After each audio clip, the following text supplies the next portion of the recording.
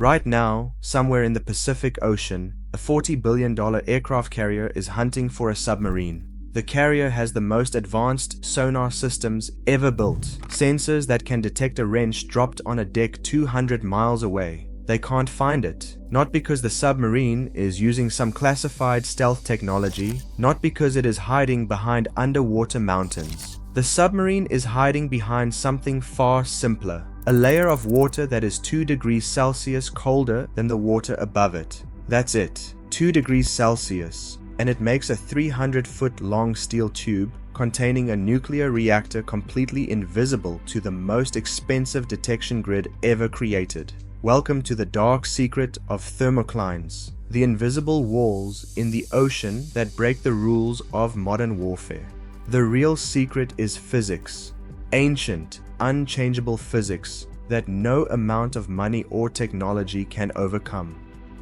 Here's what the Navy does not advertise. Warm water sits on top, warmed by sunlight. Cold water sits below, fed by deep ocean currents. Right where those layers meet, there is a boundary. Scientists call that boundary the thermocline.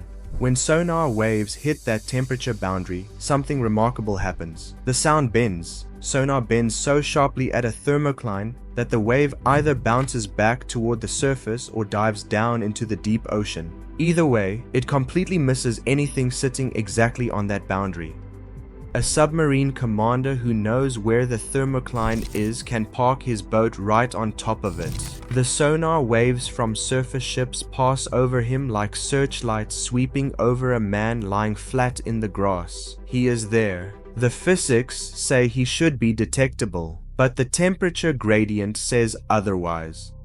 Let me show you why this matters with numbers that will shock you. The USS Gerald R. Ford carries 60 aircraft. It cost $13 billion. On paper, that sonar can detect submarine-sized objects at ranges exceeding 50 miles in ideal conditions.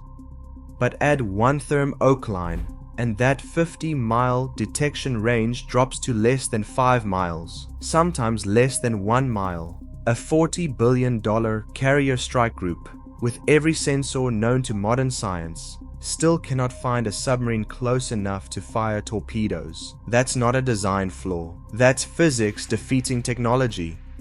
Here's how it actually works. Water temperature changes the speed of sound. Warmer water makes sound travel faster, and colder water makes it travel slower. When a sonar pulse moves from warm surface water into the thermocline boundary, the bottom of the sound wave enters colder water and slows down, while the top of the wave remains in warmer water and keeps moving faster. This speed difference causes the entire wave to bend, to refract. It is the same principle as a lens focusing light, but instead of focusing the sonar into a tight beam, the thermocline bends it away from the target zone.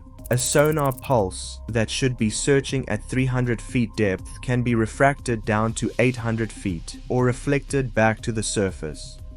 The zone right around the thermocline becomes a shadow, acoustically dark. It gets better for the submarine, or worse depending on which side you are on. The thermocline is not just a shield, it is a one-way mirror. A submarine below the thermocline can send its sonar up through the boundary. The pulses bend when they cross, going upward, but they still reach the surface. The submarine can detect surface ships. Surface ships cannot detect the submarine.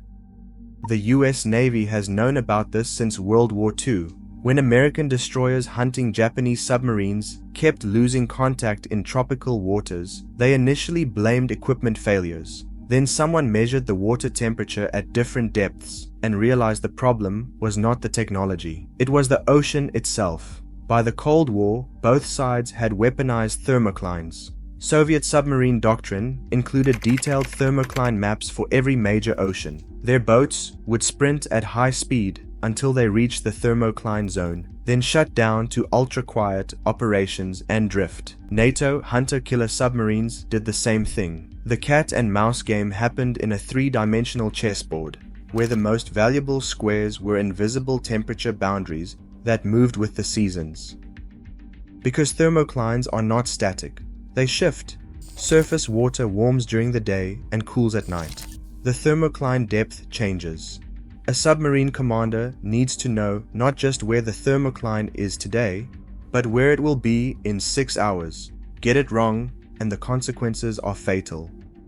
In 1963, the USS Thresher was conducting deep dive tests off the coast of Massachusetts.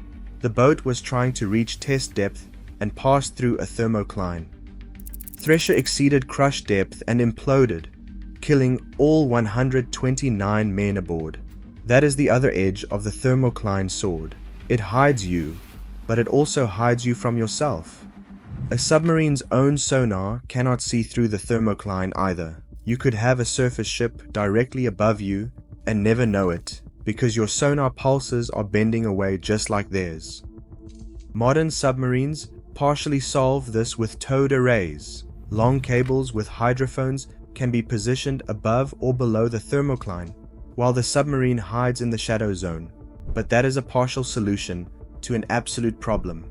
The physics has not changed. Water temperature still bends sound. No amount of signal processing can unbend it. The Navy has tried everything. Variable depth sonars lower sensors deep below surface ships to get under the thermocline. Sonar buoys are dropped from helicopters at different depths. Even computational models try to predict where refracted sound waves will go and adjust accordingly. None of it changes the fundamental equation. A submarine in the thermocline shadow is undetectable by conventional means, which brings us to why this matters right now. The South China Sea has some of the most complex thermocline structures of any ocean. Layered temperature zones shift unpredictably. Chinese submarines know those waters intimately. They have mapped every thermocline, every seasonal variation, every tactical hiding spot. American carrier strike groups operating in that region are hunting submarines in an environment where the ocean itself is the enemy's best weapon, and there is nothing we can do about it. You cannot remove a thermocline. You cannot neutralize it, you cannot jam it, spoof it, or hack it. It is temperature and physics. As long as the sun warms surface water and deep ocean currents stay cold, thermoclines will exist, and submarines will use them to disappear. That 2 degrees Celsius difference I mentioned at the beginning, that is all it takes. Just cold water under warm water. A boundary condition that has existed since the oceans formed. And it makes the most advanced military technology on the planet completely blind. So the next time you see a carrier strike group conducting operations, remember this: somewhere in the water around them, there might be a submarine, sitting quietly on a thermocline, invisible, listening, and there is nothing the carrier can do except guess where that invisible line might be and hope they guess right. That is the dark secret of thermoclines. The most powerful navies in the world are defeated by basic physics, and no amount of money or engineering will ever change that equation. The ocean keeps its secrets behind walls of temperature that technology cannot break. If you found this fascinating, hit subscribe for more breakdowns of how physics shapes modern warfare in ways most people never consider.